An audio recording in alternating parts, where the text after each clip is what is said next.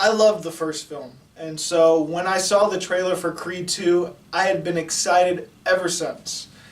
And thankfully I got to see it last night, and it did not disappoint.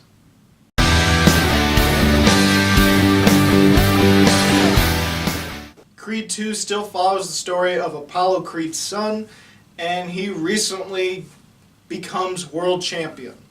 And as soon as he reaches that status, someone from Russia comes to challenge him for the belt. Drago, the man who killed Apollo Creed in the ring, has a son, and Drago wants his son to face off against Creed's son. Of course, this is going to be an epic battle, and Adonis Creed has a lot to lose.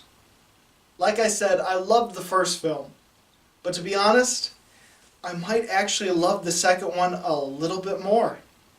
Given that this film was a different director, it had me a little bit worried because what if it doesn't have the same sort of realism and grit? What if it doesn't have the fully fleshed out characters like the first one did? Thankfully, this movie still achieves that. Every actor and actress in this film is absolutely amazing and does a great performance in this film. And thankfully, the characters are all fully fleshed out. There's a lot of characters, a lot more characters than I expected, to actually have story arcs in this film and actually have issues and troubles and conflicts of their own, and eventually, like I said, have a character arc and have some sort of change within them. It's not just Adonis that has a character arc. Also, Rocky Balboa has one. So does Bianca, Adonis's wife, or he proposes in this movie.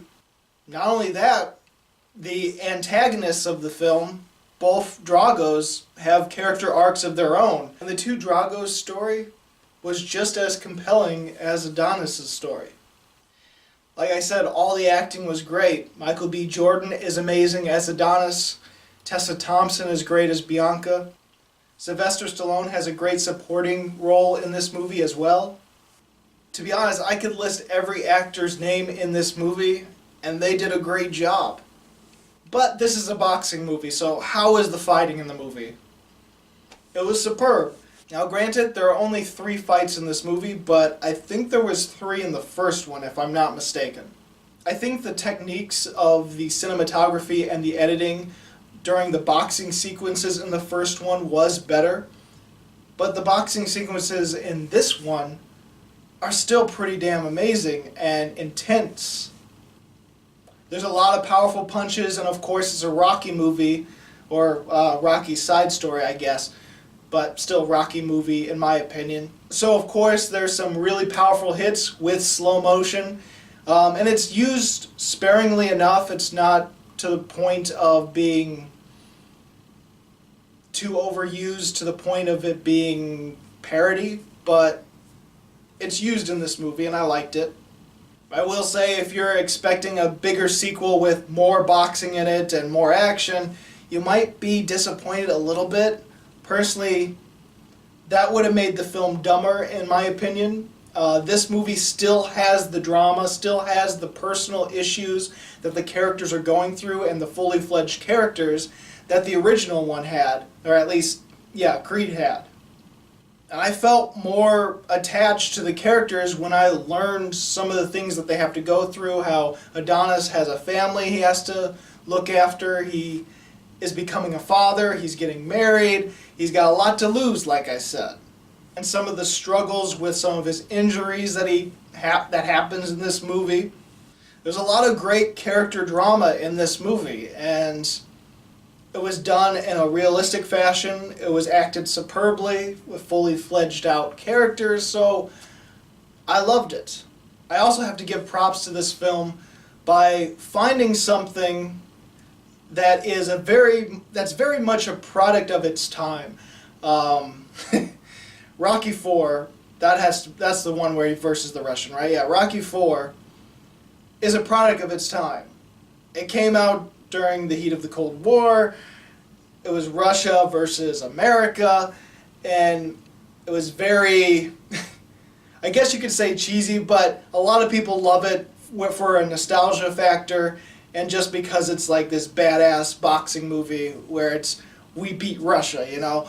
So I can understand people loving it, but I can understand that it's one of the, I guess, not as critically good Rocky movies out there, maybe. And so I gotta give props to this movie for taking that and finding it, or putting it in a realistic tone, and actually have consequences from that film, and actually develop their characters and make it more personal, and actually give character development for the two Russian characters. Both fighters are going through stuff that's quite parallel to each other, both dealing with father's expectations.